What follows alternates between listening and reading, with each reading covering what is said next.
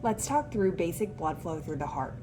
First and foremost, we need to understand that the heart is divided into 4 chambers. The receiving chambers are called the atria. There is a right atrium and a left atrium. The pumping chambers are called the ventricles. We have a right ventricle here and a left ventricle here. Deoxygenated blood is going to be returned to the right atrium by 3 structures. The superior vena cava is going to return deoxygenated blood from structures above the diaphragm, and the inferior vena cava is going to return deoxygenated blood collected from structures below the diaphragm. The coronary sinus is the other vessel that is going to empty into the right atrium, and that's returning deoxygenated blood from the heart tissue itself.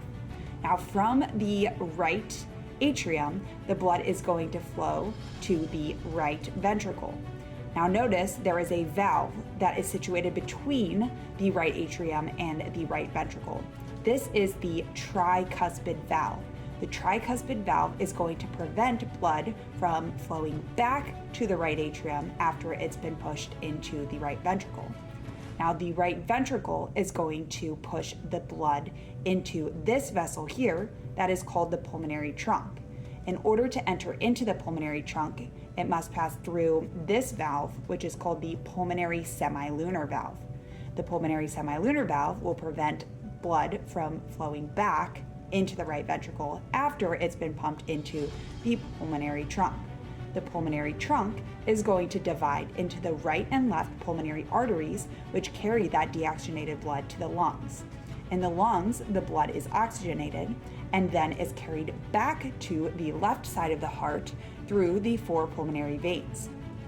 The left atrium receives that oxygenated blood from the 4 pulmonary veins, and the blood passes from the left atrium into the left ventricle.